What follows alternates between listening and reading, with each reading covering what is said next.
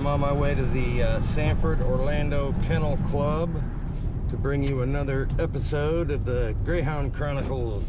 Okay, if you were paying attention to any of my other episodes, man, I think I'm on like 30-something, 35, 36 episodes.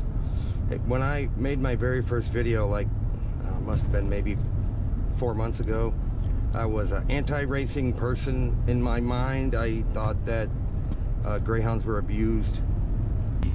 I let all the propaganda soak into me, like most Americans, and I had a negative sort of vibe about greyhound racing. I was invited in to a kennel here at the Sanford Orlando Kennel Club, and so I went, and basically my objective was to film all the bad stuff, but I didn't see any bad stuff. Once I made a video of the kennel, I was invited to someone else's kennel, and then to someone else's kennel, and then it just started this chain reaction. I've been driving around the state of Florida, hitting all these greyhound racetracks and going inside the kennels and showing people, not just telling people, I'm showing people with the video footage here. So what I've discovered is like a huge scam that like nobody is aware of. If you take pretty much any animal rights activist group, you will find a scam. We're talking about the PETA people, the Humane Society, the ASPCA, every one of them lie to you to get your donation money. Grey 2K, they're going after the greyhound racing, and everything they feed you is a lie. Now these people make a living off of their lies. The Grey 2K people, they don't have jobs. They run the Grey 2K thing, and their very livelihood depends on lying to you to maximize their donations. And it, only in America, where you have this much freedom, can you get away with something like this. So I'm doing my best to inform you people. So today I'm gonna hang out a little bit with the full-time vet. Yep, tracks have full-time vets. This track was built in the 30s. It's like 85, 90 years old. They're prepping the track. They got this big tractor and this thing they pull behind it that flattens out any of the divots and all that stuff. Look at the Humane Society's tax returns. On average, I think they raised $150 million a year, and like 0.5% goes to any animal shelters.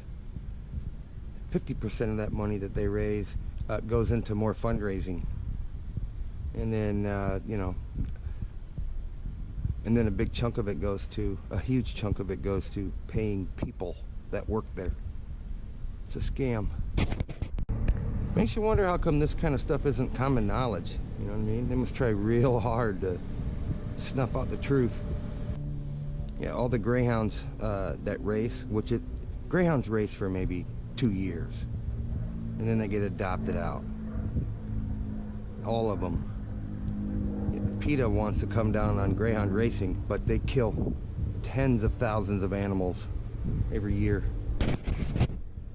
Hypocrites, liars, scams. Are you a full-time vet here? Yeah. Yeah. So you're here when they race and when they do the schooling, what do they call it?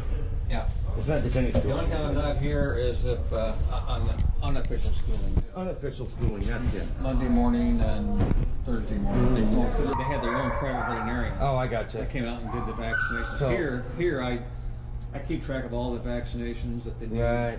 Go out and do the shots when they need it and stuff. In fact, that's what I get. No, these dogs are constantly, their shots are updated, they're getting dewormed all the time, Yeah. They're getting vitamins, they're eating, the activist people say they eat diseased, dead meat, whatever they're, it's not true. No. Like every single thing that they say isn't true, and it's, I don't know, I'm just baffled by the whole, they push the cocaine thing. No dog's ever been given cocaine. No.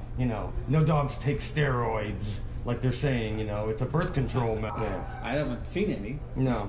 No, the only people that have lied to me are the activists, and it's almost every time they open their mouth. All the time I was at Blush before the next race. Dude. Yeah, because the stuff that they test them for, like it's like they test these dogs for more stuff than they do like Olympic athletes. Probably. And there's a zero tolerance. Like if you have just a part per billion, you fail the test. And at Bluffs Run, I even asked the state, I kind of like to know what drugs you're testing for. I just was curious, you know, and they wouldn't tell me. Oh, really? And it's, well, I can't tell you. Yeah. I know, it's funny. I found out that chocolate is, they test them for chocolate. Yeah. Like, I never heard of somebody going, let me eat this Hershey bar because it's going to help me, like, run faster. There's caffeine in it. This is a dog that was injured February 19th. And Carol Becker, you know her, we worked with her, and she arranged, she has an arrangement, kind of a couple vet clinics, and so we transferred it to a vet clinic. This is the bill that came through. Wow. How much is that? $3,500. She gets a 20% discount, I think. So her actual bill was like $2,800. Wow. And so it cost $2,800 by the time it was all done to get the dog. About $2,700 is what it came to. Oh wow. The track kicks in quite a bit of that on this dog. She kicked in about $500. And there's a system you guys have when something like this happens. We kind of go to her or Joan Harris. This is sort of a rare occurrence kind of a thing. But one like this is. Yeah. So. But the misconception is if a dog, you know. I mean, if what the activists say is true, that dog would have been put down. Right. They wouldn't have paid $2,700. That question came up, and we still went ahead and did it. You're right. But this is the Carol and I have a deal where she gets the X-rays and stuff from the vet, and then she forwards them to me so I can kind of know what's going on. So that was the deal. This is the dog here, and she's giving it some light therapy. Light therapy? Yeah. I never heard of that. To help heal it. Huh. Heal this incision. Oh. So you were a vet in Iowa, at the Iowa track? Yeah. And you've been in Florida for a year or so? Just about a year now. Yeah.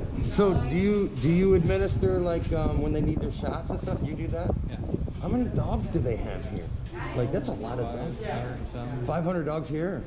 Something like that. 550 or so. Yeah, but I guess that's how many you need to keep a track. I don't have to vaccinate all of them, but over a year's time, there's about 800 dogs vaccinated here.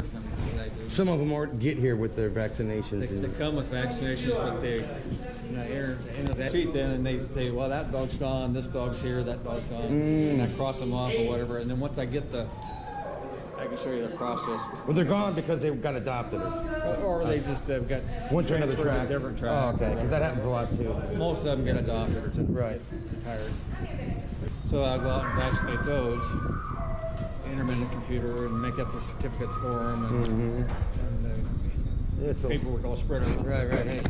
Hey, I wonder how many pets, like, just around town here, in like maybe a 5-mile square radius of where I'm standing, how many people have pets that their shots are expired on their animals? A lot of them. Lots of them. You'd have a hard time finding a Greyhound in the racing industry that doesn't have up to date on the shots. Right, and they're dewormed and all that kind of stuff. They really are taken very well care of while they're here. There's no doubt about that. And they have to be. They're under a microscope. Yeah. You know? All that, and then they want healthy dogs. Yeah. To run, you know? Right. A dog that's not healthy isn't going to run. Right. There are times maybe when you can visually spot something and go, hey, let me see that dog. Yeah, maybe he shouldn't. It almost never happens. It almost never happens. The trainers are pretty good about it. If they bring a dog in here to run, they're not going to bring a lame dog in. No. You guys are overly cautious when you want your dog to be totally healthy. But rather hurt themselves. Yeah. But that's part of my job. I feel like to get out there and observe the dogs before they come in to race. Yeah, okay.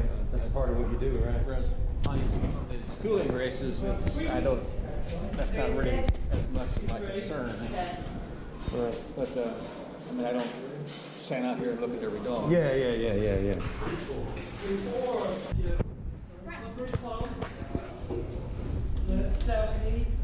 Take it off. So they weigh in doing the schooling, and schooling is basically kind of like what would you call it, like training or continued training of younger dogs, and maybe dogs that maybe have had an injury, has been off for a while, and you want to make sure that they're going to be able to run good. Right. So they have to pass the test. They look good, and then otherwise, if they don't look good, it could be dangerous to have them out there with all the other dogs running. Make sure they can actually run the race. Right. And, So it's a safety thing. yeah. I noticed there's a lot of safety checks along the way. Yeah.